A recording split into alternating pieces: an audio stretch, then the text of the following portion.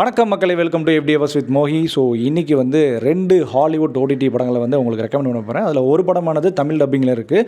So அது முக்கியமாக இந்த படம் வந்து ட்ரெண்டிங்கில் இருக்குன்னு கூட சொல்லலாம். ஸோ இந்த படத்தினுடைய ரெக்கமெண்டேஷன் போகிறதுக்கு முன்னாடி சேனலை மறக்காமல் ஃபாலோ பண்ணிக்கோங்க.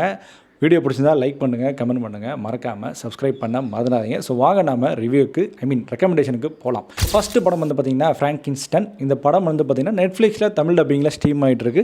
கதை என்ன அப்படின்னு பார்த்தீங்கன்னா, சாகா வரம் கொண்ட ஒரு கிரியேச்சரை வந்து இந்த படத்தினுடைய சயின்டிஸ்ட் வந்து கிரியேட் பண்ணுறாரு. போக போக தான் தெரியுது அது வந்து நல்லவன் இல்லை, மான்ஸ்டர் அப்படின்றத. ஸோ அந்த மான்ஸ்டருக்கும் இந்த சயின்டிஸ்ட்டுக்கும் உண்டான ஒரு போர், யார் வென்றா, என்ன நடந்தது அப்படின்ற கதையை நோக்கி தான் இந்த படமானது நகருது.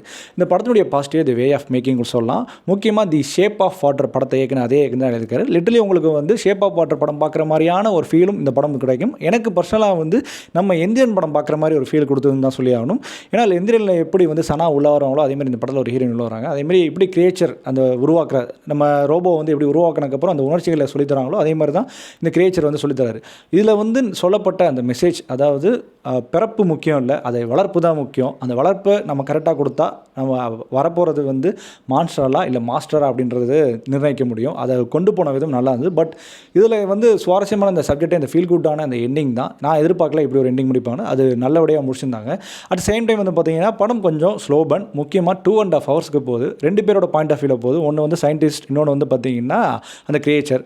ஸோ அந்த ரெண்டுத்துக்கும் பாயிண்ட் ஆஃப் வியூவில் வந்து சொன்ன விஷயத்தை தான் சொல்லுவாங்க. பட் கொஞ்சம் ஸ்லோவாக சொல்லுவாங்க கூட சொல்லலாம். இல்லை தேவையில்லாத லவ் போர்ஷன்ஸ் இருக்கும், அதெல்லாம் கொஞ்சம் அவாய்ட் பண்ணிக்கலாம். அதே மாதிரி இந்த படம் 18+ படம், கண்டிப்பாக குடும்பத்தோட பார்க்க முடியாது. அதை நான் கிளியராக சொல்லிக்கிறேன்.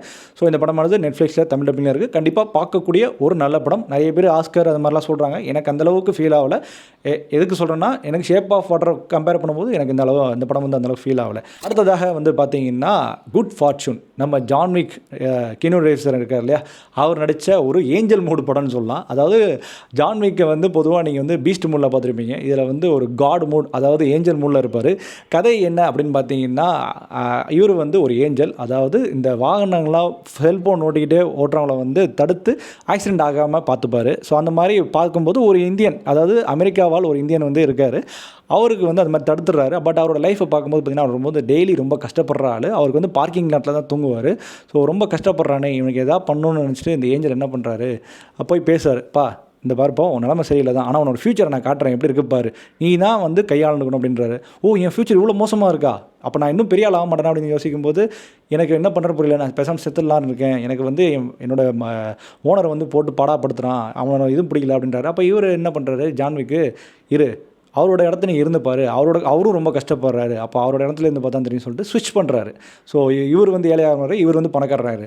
அவர் வந்து இந்த லைஃப் ரொம்ப நல்லா இருக்குது அப்படின்னு சொல்லிட்டு அவர் வந்து பயங்கரமாக என்ஜாய் பண்ண ஆரம்பிக்கிறான். அந்த இந்தியன் என்ஜாய் பண்ணதுக்கப்புறம், பார்த்தியா எவ்வளோ கஷ்டம், பார்த்தியா நீ என்னமோ பாட்டி கேட்டின்னு சொல்கிற பாரு, ஆனால் கஷ்டமாக இருக்குன்றாரு.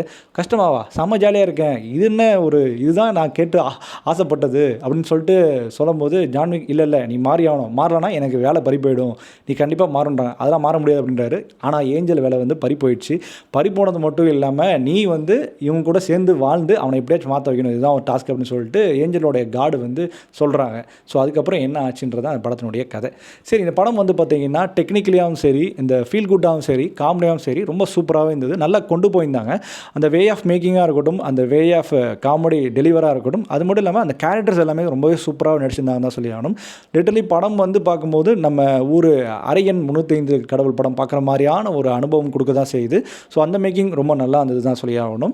அண்ட் நடித்த எல்லாருமே ரொம்ப சிறப்பாக நடிச்சாங்க. படம் லிட்டரலி 1 hour 40 minutes தான். ஸோ போகிற வேகமே தெரியாத ஒரு ஜாலியான ஃபீல் குட்டான படம்.